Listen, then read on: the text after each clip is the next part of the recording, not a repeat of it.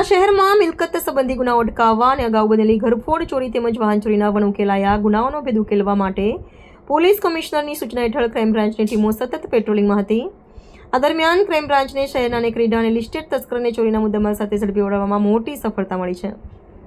Crime બ્રાન્ચની team જ્યારે પેટ્રોલિંગમાં હતી ત્યારે ચોક્કસ માહિતી મળી હતી કે અગાઉ ઘરફોડ ચોરીના ગુનામાં પકડાયેલા આરોપી અજય ઉર્ફે કાળીબોટી રાજપૂત હાલમાં ચોરી કરેલા સોના ચાંદીના સગે વગે કરવા માટે નંબર પ્લેટ વગરની યુરોપેશન મોટરસાઇકલ લઈને આજવા રોડ એકતાનગર નાકા પાસે બેઠો છે. બાતમીના આધારે પોલીસે તાત્કાલિક સ્થળ પર પહોંચી આરોપીને કોડન કરી ઝડપી પાડ્યો હતો.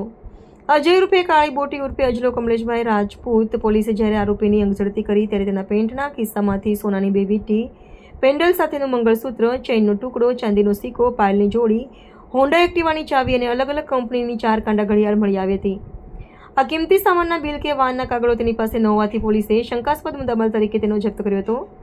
આરોપીની સઘન પૂછપરછ બાદ તેની નિશાનદેહી પરથી ચોરીના અન્ય 2 વાહનો પણ કબજે કરાયા હતા.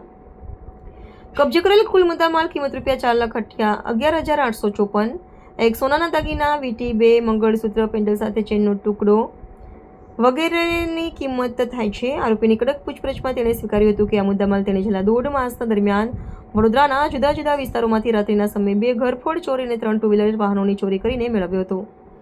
આ ધરપકડથી નીચે મુજબના 4 ગુનાઓ ડિટેક્ટ થયા છે. બાપોદ પોલીસ સ્ટેશન 1 ઘરફોડ તથા વાહન ચોરીનો ગુનો અને અન્ય 1 વાહન ચોરીનો ગુનો, કુલ 2 ગુના. વારસિયા પોલીસ સ્ટેશન 1 ઘરફોડ ચોરીનો ગુનો, ગોરવા પોલીસ સ્ટેશન 1 વાહન ચોરીનો ગુનો.